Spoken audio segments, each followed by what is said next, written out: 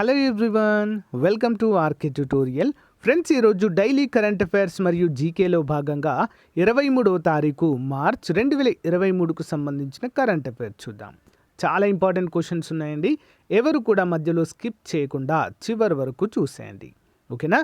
అంతేకాకుండా మీరు ప్రతిరోజు కరెంట్ అఫైర్స్ ఆన్లైన్ ఎగ్జామ్గా ప్రాక్టీస్ చేయాలి అనుకుంటే, మంత్లీ మ్యాగజైన్ కావాలి అనుకుంటే, నెక్స్ట్ సెంట్రల్ స్టేట్ బడ్జెట్స్ కనుక మీకు ఒకే దగ్గర కావాలనుకుంటే మన యాప్లో కరెంట్ అఫైర్స్ కోర్స్ లాంచ్ చేయడం అయితే జరిగిందండి. ఇంట్రెస్ట్ ఉన్న వారు తీసుకోండి. 2 ఇయర్స్కి జస్ట్ 150 రూపీస్కి అందజేస్తున్నాము, ఓకేనా? ఒకసారి యాప్ డౌన్లోడ్ చేసుకొని శాంపిల్ పీడిఎఫ్, శాంపిల్ టెస్ట్ ఒకసారి రాయండి, మీకు నచ్చితే తీసుకోండి, ఓకే? సో గైస్, ఏపీ గ్రామ వార్డు సచివాలయం 3వ నోటిఫికేషన్లో ఖచ్చితంగా జాబ్ సాధించాలనే లక్ష్యంతో ఉన్నటువంటి అభ్యర్థుల కొరకు ప్రత్యేకంగా చాలా మంచి ఆఫర్లు అయితే కోర్స్ అందజేస్తున్నామండి. కేవలం 500 రూపాయలకే కేటగిరీ 1 అభ్యర్థులకు, రిమైనింగ్ కేటగిరీ వారికి పార్ట్ ఏ అయితే అందిస్తున్నాము. ఆల్మోస్ట్ 20 ఇయర్స్ ఎక్స్పీరియన్స్ కలిగిన ఫ్యాకల్టీ చేత క్లాసెస్ అయితే చెప్పిస్తున్నామండి. ఆల్మోస్ట్ అన్నీ కూడా క్లాసెస్ అయితే అప్డేట్ చేయడము జరిగింది. బైలింగ్వల్లో ఉంటాయండి. పీడిఎఫ్ మాత్రం తెలుగులోనే అందుబాటులో ఉంటుంది. ఒకసారి డెమో క్లాసెస్ విన్న తర్వాత కోర్స్ తీసుకోండి, పర్ఫెక్ట్గా మీకైతే యూజ్ అవుతుందండి. 3000 రూపాయల కోర్స్ని 500కే ఇస్తున్నాము. అతి త్వరలో అమౌంట్ కూడా పెరగబోతుంది. సో వెంటనే తీసుకోవడానికి ట్రై చేయండి, ఓకే? సో అంతేకాకుండా యానిమల్ హస్బెండరీ అభ్యర్థులకి ఈసారి 100% ఉద్యోగం వచ్చేటువంటి అవకాశం ఉందండి. ఆంధ్రప్రదేశ్ రాష్ట్రంలో ఎక్కడా కూడా దొరకనటువంటి మెటీరియల్ మన దగ్గర అందుబాటులో ఉంటుందండి. ప్రతిరోజు ఆన్లైన్ ఎగ్జామ్ ఉంటుంది, ప్లస్ 2000 ప్రశ్నలతో బిడ్ బ్యాంక్ అయితే రూపొందించామండి. అవన్నీ కూడా మీరు డౌన్లోడ్ చేసుకుని ప్రింట్ కూడా తీసుకోవచ్చు. ప్రతిరోజు ఎగ్జామ్ రాయడానికి వీలుగా అయితే అందిస్తున్నాము తెలుగు మీడియంలో. ఒకసారి శాంపుల్ టెస్ట్ కూడా చూడండి, శాంపిల్ పీడిఎఫ్ కూడా చూడండి, తప్పకుండా తీసుకోండి ఫ్రెండ్స్, ఓకేనా? మీరు బుక్స్ కొనుక్కుంటే 2000 రూపాయలు అవుతాయండి మార్కెట్లో, కానీ అవన్నీ బుక్స్ తీసుకొని దానిపైన ఒక 2000 బిట్స్ మోస్ట్ ఇంపార్టెంట్ అయితే రూపొందించాము కేవలము 399 రూపీస్కే. మంచి అవకాశం, ఉపయోగించుకోండి. సో ఫ్రెండ్స్, యాప్ ఓపెన్ చేయగానే మనకి ఇక్కడ ఆర్కే ట్యూటోరియల్ అని కనిపిస్తుంది. ఇక్కడ స్టోర్ ఆప్షన్ పైన క్లిక్ చేయగానే చూడండి, ఇక్కడ గ్రామ వార్డు సచివాలయం ఫుల్ కోర్సు కేటగిరీ 1, నెక్స్ట్ అంతేకాకుండా నెక్స్ట్ మనకి యానిమల్ హస్బెండరీ కోర్స్ కనిపిస్తుంది. టెస్ట్ సిరీస్లు ప్రతి ఒక్కటైతే అందుబాటులో ఉందండి. ఒకసారి చూడండి, ఇక్కడ మీరు కోర్స్ పైన క్లిక్ చేయగానే ఓవర్వ్యూ కనిపిస్తుంది. కంటెంట్ పైన క్లిక్ చేయగానే అన్ని క్లాసెస్ అయితే అందుబాటులో ఉంటాయి. డెమో క్లాసెస్ ఉండండి, వెంటనే కోర్స్ తీసుకోండి. All the best. Question number 1. Padma అవార్డులు 2023 గ్రహీతలకు రాష్ట్రపతి ద్రౌపది ముర్ము గారు ఇటీవల అవార్డులు ప్రదానం చేశారు. అయితే క్రింది వాటిలో సరైన సమాధానము. ఆన్సర్ ఆప్షన్ ఏ అన్నీ సరైనవే. 106 మంది పద్మ అవార్డు గ్రహీతలండి ఈ సంవత్సరం 2023కి. మరి అందులో 6 పద్మ విభూషణ్ అవార్డు గ్రహీతలు ఉన్నారు, 9 మంది పద్మభూషణ్, 91 మంది పద్మశ్రీ అవార్డు గ్రహీతలు అయితే ఉన్నారు. మరి భారతదేశంలో అత్యున్నత పౌర పురస్కారం ఏంటి అంటే భారతరత్న, ఓకేనా? తర్వాత పద్మ విభూషణ్ 2వ స్థానము, 3వ స్థానంలో పద్మభూషణ్, 4వ స్థానంలో పద్మశ్రీ అయితే ఉంటుంది, ఓకే? వివరాలు చూద్దాం. ఇటీవల రాష్ట్రపతి భవన్లో జరిగిన పౌర పెట్టుబడి వేడుకలలో రాష్ట్రపతి ద్రౌపది ముర్ము గారు ప్రతిష్టాత్మక పద్మ అవార్డులను ప్రదానం చేశారు. పద్మ అవార్డులు దేశంలోనే అత్యున్నత పౌర పురస్కారాలలో ఒకటి, మరియు ఈ సంవత్సరము వివిధ రంగాలలో వారి అసాధారణమైన మరియు విశిష్ట సేవలకు 106 మంది వ్యక్తులు గుర్తింపు పొందారు.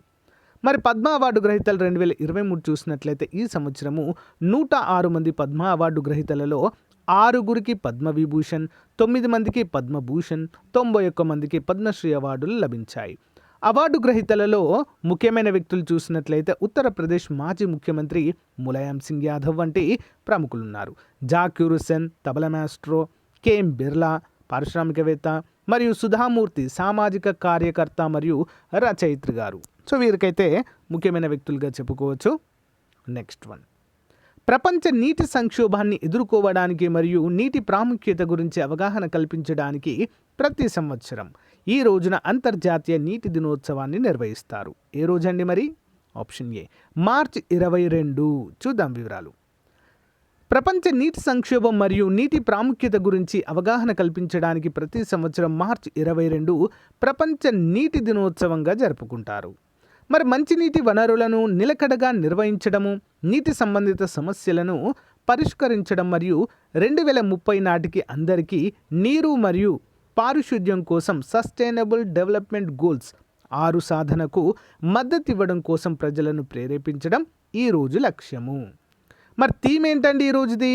The theme for the world water day 2023 is accelerating the change to solve the water and sanitation crisis అంటూ మనకు ఇక్కడ థీమ్ ఇచ్చారండి. Okay, next one. ఇటీవల వార్తల్లో ఉన్న ఇండియన్ నేవీకి చెందిన సుకన్య క్లాస్ పెట్రోలింగ్ నౌక ఐఎన్ఎస్ సుజాత మొదటిసారిగా ఏ దేశాన్ని సందర్శించింది? ఇంపార్టెంట్ ఆన్సర్ ఆప్షన్స్ అండి, మొజాంబిక్. వివరాలు చూద్దాం. కొచ్చిలోని సదరన్ నేవల్ కమాండ్లో ఉన్న ఇండియన్ నేవీకి చెందిన సుకన్య క్లాస్ పెట్రోలింగ్ నౌక ఐఎన్ఎస్ సుజాత ఇటీవల 19 నుంచి మార్చి 21, 2023 వరకు దాని విదేశీ విస్తరణలో భాగంగా మొజాంబిక్లోని port మపుటోను సందర్శించింది.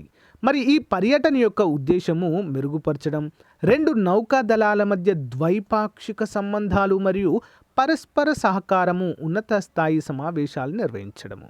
Okay, most important. Next one. Garden reach ship builders మరియు ఇంజనీర్స్ రూపొందించిన ఐఎన్ఎస్ ఆండ్రోత్ ఏ రకమైన యుద్ధ నౌక? ఐఎన్ఎస్ ఆండ్రోత్ అండి, ఇంపార్టెంట్. ఆప్షన్ సి అండి, anti submarine warfare shallow water క్రాఫ్ట్గా చెప్పుకోవచ్చు. ఓకే, చూద్దాం వివరాలు. Anti submarine warfare shallow water craft యొక్క 8 షిప్ సిరీస్లలో భాగంగా భారతదేశం ఇటీవల ఐఎన్ఎస్ ఆండ్రోత్ను ప్రారంభించింది. మరి ఎస్డబ్ల్యూసిని కోల్కతాలోని గార్డెన్ రిచ్ షిప్ బిల్డర్స్ మరియు ఇంజనీర్స్ నిర్మించారు. మరియు తీర ప్రాంత జలాల్లో యాంటీ సబ్మెరైన్ కార్యకలాపాలు, తక్కువ తీవ్రత కలిగిన సముద్ర కార్యకలాపాలు మరియు గనుల ఏర్పాటు కార్యకలాపాలు నిర్వహించేందుకు రూపొందించబడ్డాయి. Next one. మరి ఐఎన్ఎస్ ఆండ్రోత్ యొక్క లక్షణాలు చూద్దాం. ఐఎన్ఎస్ ఆండ్రోత్ సుమారు 77.6 మీటర్ల పొడవు, 10.5 మీటర్ల వెడల్పు మరియు కేవలము 2.7 మీటర్ల డ్రాఫ్ట్ అవసరము. ఇది 3 డీజిల్తో నడిచే వాటర్ జెట్ల ద్వారా నడపబడుతుంది. ఇది గరిష్టంగా 25 నాటికల్ మైల్స్ వేగాన్ని పొందగలదు. నాటికల్ మైల్స్లో కొలుస్తారండి వేగము. Okay, next one. Mission life style for environment పర్యావరణ పరిరక్షణ మిషన్ ఇటీవల ప్రారంభించిన రాష్ట్రం లైఫ్ పేరుతో. ఏంటి? Mission life style for environment, పర్యావరణ పరిరక్షణకు. ఎవరు ప్రారంభించారండి? Option A, Assam. అస్సాం ముఖ్యమంత్రి హిమంత బిశ్వ శర్మ రాష్ట్రంలో మిషన్ లైఫ్ స్టైల్ ఫర్ ఎన్విరాన్మెంట్ను ప్రారంభించారు. మరి ఇది ప్రధాని నరేంద్ర మోదీ నేతృత్వంలోని ప్రపంచ ప్రజా ఉద్యమం. వృధా వినియోగంలో నిమగ్నమై కాకుండా వనరులను వినియోగించుకోవడంపై దృష్టి సారించి పర్యావరణ స్పృహతో కూడిన జీవనశైలిని ప్రోత్సహించడం ఈ చొరవ యొక్క లక్ష్యమని హిమంత బిశ్వ శర్మ గారు పేర్కొన్నారు. Okay, next one. ఇటీవల వార్తల్లో ఉన్న ప్రముఖ క్రీడాకారిణి రాణి రాంపాల్ ఏ క్రీడా అంశంలో ప్రసిద్ధి? మోస్ట్ ఇంపార్టెంట్ క్వశ్చన్ అండి. ఆప్షన్ సి, హాకీలో ప్రసిద్ధి. మరి ఎందుకు వార్తల్లో ఉన్నారండి వీరు? చూద్దాం. భారత హాకీ జట్టులోని ప్రముఖ క్రీడాకారిణి రాణి రాంపాల్ తన పేరు మీద ఒక స్టేడియంను కలిగి ఉన్న క్రీడలో మొదటి మహిళగా గణనీయమైన మైలురాయిని సాధించింది. ఎంసీఎఫ్ రాయ్ బరేలీ ఆమె గౌరవార్థము హాకీ స్టేడియం పేరును రాయిస్ గర్ల్స్ హాకీ టార్ఫ్గా మార్చింది. అంటే వారి పేరు మీదుగా మార్చిందండి. రాణి రాంపాల్ భారత మహిళా హాకీ జట్టు క్రీడాకారిణిగా మనమైతే చెప్పుకోవచ్చు. మరి ఈ సంవత్సరం ప్రారంభంలో రాణి రాంపాల్ దక్షిణాఫ్రికా పర్యటనలో భారత హాకీ జట్టుకు విజయవంతంగా పునరాగమనం చెందింది. మరి అక్కడ ఆమె జట్టులోని 22 మంది క్రీడాకారులలో ఒకరిగా ఎంపిక కావడం అయితే చూడవచ్చు. ఇంపార్టెంట్ అండి. Next one. భారతదేశంలో మొదటి గ్రీన్ఫీల్డ్ డేటా సెంటర్ మరియు enterprise computing and cyber security training institute ఎక్కడ ఏర్పాటుకు ఆర్బీఐ శంకుస్థాపన చేసింది? Reserve Bank of India. ఎక్కడ మరి? ఆప్షన్ బి, భువనేశ్వర్, ఒడిషా రాజధాని భువనేశ్వర్లో. చూద్దాం. ఒడిషాలోని భువనేశ్వర్లో గ్రీన్ఫీల్డ్ డేటా సెంటర్ మరియు enterprise computing and cyber security training institute స్థాపనకు శంకుస్థాపన కార్యక్రమంలో భారతీయ Reserve Bank governor Shaktikanta Das ప్రారంభించడాన్ని మనమైతే చూడవచ్చు. Next. 2023 M3M Hurun global rich list ప్రకారము బిలియనీర్ల సంఖ్య పరంగా భారతదేశం యొక్క స్థానము. ఆప్షన్ సి అండి 3వ స్థానంలో ఉంది. 2023 M3M హూరున్ గ్లోబల్ రిచ్ లిస్ట్ ప్రకారము బిలియనీర్ల సంఖ్యాపరంగా భారతదేశం 3వ స్థానంలో ఉంది. అయితే చైనాలో భారత్ కంటే దాదాపు 5 రెట్లు ఎక్కువ బిలియనీర్లు ఉన్నారు. భారతదేశంలో 105 మంది స్వీయ నిర్మిత బిలియనీర్లు ఉన్నారని, ఈ విభాగంలో 3వ స్థానంలో ఉన్నారని జాబితా చూపిస్తుంది. మరి హూరున్ జాబితా ప్రకారం ఈ బిలియనీర్ల మొత్తం సంపద $381 బిలియన్. మరి ప్రపంచంలోని బిలియనీర్లలో భారతదేశం యొక్క నిష్పత్తి గత 5 ఏళ్లలో స్థిరంగా పెరుగుతుంది. మరియు ఇప్పుడు మొత్తం ప్రపంచ బిలియనీర్ జనాభాలో 8%, 5 ఏళ్ల క్రితము 4.4% ఉండేదండి. సో ఆల్మోస్ట్ డబుల్ పెరిగినట్లుగానే తెలుస్తుంది. ఓకే, ఈ బిలియనీర్లలో 57% స్వీయ నిర్మితాలు, అంటే వారంతట వారే ఎదిగినట్లుగా తెలుస్తుంది. అంటే కొందరికి వంశపారంపర్యంగా సిద్ధిస్తుంది, అలా కాకుండా వారంతట వారే అలా బిలియనీర్లుగా మారడం చూడవచ్చు. నెక్స్ట్ వన్, 1950లో ప్రపంచ వాతావరణ సంస్థ అధికారిక ఏర్పాటుకు గుర్తుగా ఏ రోజును ప్రపంచ పర్యావరణ దినోత్సవంగా జరుపుకుంటారు? World meteorological day. ఎప్పుడు అండి మరి అంటే ఆన్సర్ ఆప్షన్ ఏ అండి, మార్చ్ 23వ తారీఖు. చూద్దాం వివరాలు. 1950లో ప్రపంచ వాతావరణ సంస్థ అధికారిక ఏర్పాటుకు గుర్తుగా ప్రతి సంవత్సరము మార్చ్ 23న ప్రపంచ వాతావరణ దినోత్సవాన్ని జరుపుకుంటారు.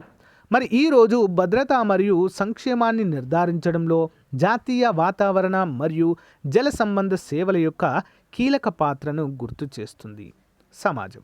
మరి ఈరోజు సమాజం యొక్క భద్రత మరియు శ్రేయస్సు కోసము జాతీయ వాతావరణ మరియు జల సంబంధ సేవల యొక్క ముఖ్యమైన సహకారాన్ని ప్రదర్శిస్తూ ఉంటుంది. ఇంపార్టెంట్. నెక్స్ట్ వన్, భారతదేశ స్వతంత్రం కోసము తమ ప్రాణాలను త్యాగం చేసిన అమరవీరులకు నివాళులర్పించడానికి ప్రతి సంవత్సరము షాహీద్ దివాస్ లేదా అమరవీరుల దినోత్సవం ఏ రోజున నిర్వహిస్తాం? ఆప్షన్స్ అండి, మార్చ్ 23 ఈ రోజే అండి. ఒక ముఖ్యమైన రోజు కూడా ఈ రోజు. 1931లో భారత స్వాతంత్ర ఉద్యమకారులైనటువంటి భగత్ సింగ్, రాజ్గురు, సుఖ్దేవ్ ఈ ముగ్గురిని ఉరితీయడం అయితే జరిగిందండి. చూద్దాం వివరాలు. షాహీద్ దివాస్ లేదా అమరవీరుల దినోత్సవం 2023 భారత స్వాతంత్రం కోసం తమ ప్రాణాలను త్యాగం చేసిన అమరవీరులకు నివాళులర్పించడానికి ప్రతి సంవత్సరము మార్చ్ 23న భారతదేశంలోని షాహీద్ దివాస్ లేదా అమరవీరుల దినోత్సవాన్ని జరుపుకుంటారు. మరి ఈరోజు 1931లో ముగ్గురు భారత స్వాతంత్ర సమరయోధులు భగత్ సింగ్, సుఖ్దేవ్, థాపర్ మరియు శివరాం రాజ్గురులను ఉరితీసిన వార్షికోత్సవంగా అయితే నిర్వహించుకుంటాము. నెక్స్ట్ వన్, ఇటీవల వార్తల్లో ఉన్న పంకజ్ అద్వానీ ఏ క్రీడారంగంలో ప్రసిద్ధి? ఇందులో అండి క్రీడల్లో ఓకే, ఏ రంగంలో ప్రసిద్ధి కదా? క్రీడలో అండి, బిలియర్డ్స్. ఓకే, చూద్దాం. Qatar billiards and snooker federation అకాడమీలో జరిగిన ఫైనల్లో భారత cue sports champion Pankaj Advani 5-1తో తన దేశానికి చెందిన బ్రిజేష్ దమానీని ఓడించి 100 ఆప్ ఫార్మాట్లో తన ఆసియా బిలియన్ టైటిల్ను నిలబెట్టుకున్నారు. ఇంటర్నేషనల్ బిలియర్డ్స్ మరియు స్నూకర్ ఫెడరేషన్ ప్రపంచ ఛాంపియన్షిప్ను 25 సార్లు గెలుచుకున్న అద్వానీగా మనమైతే చెప్పుకోవచ్చు. అడిషనల్ క్వశ్చన్స్, వివి గిరి నేషనల్ లేబర్ ఇన్స్టిట్యూట్ ఏ రాష్ట్రంలో ఉంది? Option B Uttar Pradesh. పంచాయతీరాజ్ మంత్రిత్వ శాఖ యొక్క పంచాయతీ క్లస్టర్ల ప్రాజెక్ట్ భారతదేశం అంతటా ఎన్ని మోడల్ గ్రామ పంచాయతీ క్లస్టర్లను సృష్టించడం లక్ష్యంగా పెట్టుకుంది? Option B 250. బట్రకోచైట్రియం డెండ్రోబాటిడిస్ అనేది ఏ ప్రాణాంతకమైన ఫంగస్? ఇది ప్రస్తుతం ఏ జాతిపై దాడి చేస్తుంది? ఆప్షన్ ఏ కప్పలపైన అండి. నెక్స్ట్ వన్, ఏ సంవత్సరాన్ని పర్యాటక సంవత్సరంగా గుర్తించాలని ప్రతిపాదించారు? 2023నే మిల్లెట్స్ ఇయర్గా కూడా గుర్తించడం జరిగింది భారతదేశం యొక్క ప్రతిపాదన మేరకు ఐక్యరాజ్య సమితి. ఎట్ ద సేమ్ టైం పర్యాటక దినోత్సవంగా కూడా గుర్తించాలని ప్రకటించడం అయితే జరిగిందండి. ఓకేనా? ఎందుకు? రీజన్ ఏంటి అంటే ఈ కరోనా వల్ల మొత్తం కంప్లీట్గా వరల్డ్ టూరిజం మొత్తం కూడా కొలాప్స్ అయిందండి. సో కలకలలాడేటువంటి టూరిజం మొత్తం కూడా కొలాప్స్ అయిపోయింది. సో దీనికి కొంత ప్రాముఖ్యత పెంచి మళ్ళీ పర్యాటక రంగాన్ని అభివృద్ధి చేయాలనేటువంటి ఉద్దేశంతో ఇలా ప్రకటించాలని ప్రతిపాదించడం జరిగింది. మనందరికీ కూడా చిన్న క్వశ్చన్ అండి. ఓకే, సో పర్యాటక దినోత్సవాన్ని ఏ రోజున నిర్వహించుకుంటాం మనము?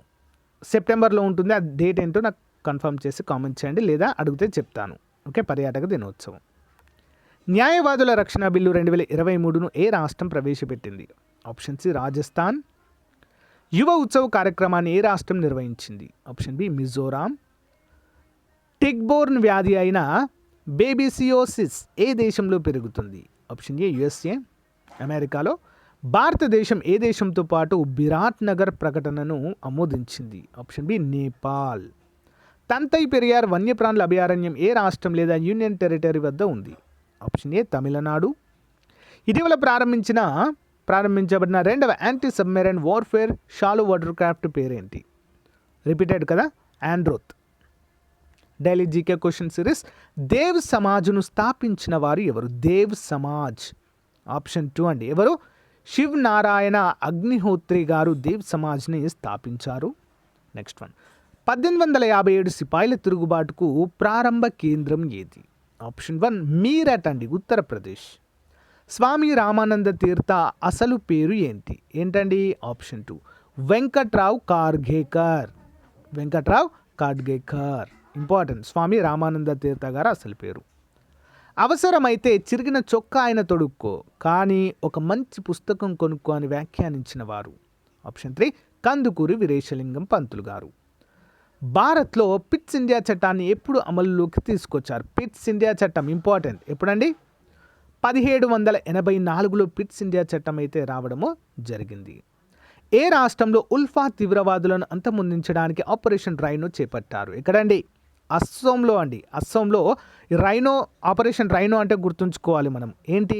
ఒంటి కొమ్ము ఖడ్గమృగాలు అస్సాంలోని మరి అక్కడ ఉండేటువంటి ఒక నేషనల్ పార్కులో ఉంటాయండి. ఓకే, ఆ నేషనల్ పార్క్ పేరు కజిరంగా నేషనల్ పార్క్. ఓకే, ఈ అస్సోంలో ఉండేటువంటి తీవ్రవాదుల అణచివేతకు దీన్ని ప్రారంభించారు. క్రింది వాటిలో సరైన జత? ఆప్షన్ 4 అన్నీ సరైనవి. చూద్దాం. రాజా చెల్లయ్య కమిషన్ ఆర్థిక రంగం పైన, జ్యోతి బసు రాజకీయ రంగం పైన, సచిన్ దేవ్ బర్మన్ సంగీత రంగం పైన వేసిన కమిటీలు. ఇంపార్టెంట్. మదర్ తెరెసాకు భారతరత్న ఎప్పుడు లభించింది? ఆప్షన్ 4 1980. శివాజీ విశ్వవిద్యాలయం ఎక్కడ ఉంది? ఆప్షన్ 2 కొల్హాపూర్. Next one. బెంగాల్లో ద్వంద్వ పాలన రద్దు చేసిన వారు? Option 2 Warren Hastings. Waiting for Mahatma గ్రంథ రచయిత ఎవరు లేదా గ్రంథకర్త? ఆర్కే నారాయణన్. సో గాయస్, ఇది ఈ రోజుకు సంబంధించిన క్లాస్. మీకు నచ్చితే లైక్ చేయండి, తప్పకుండా మీ ఫ్రెండ్స్తో షేర్ చేయడం మాత్రము మర్చిపోవద్దు. ఓకేనా? సో గ్రామ వార్డు సచివాలయం, పోలీస్, గ్రూప్స్ అన్ని ఉద్యోగాలకు సంబంధించి మన యాప్లో ఆఫర్ ఉందండి. కరెంట్ అఫైర్స్ ఆఫర్ కూడా ఉంది. ఒకసారి యాప్ డౌన్లోడ్ చేసుకొని డెమో చూడండి, మీకు నచ్చితే తీసుకోండి. Thank you guys, thank you for support. Bye.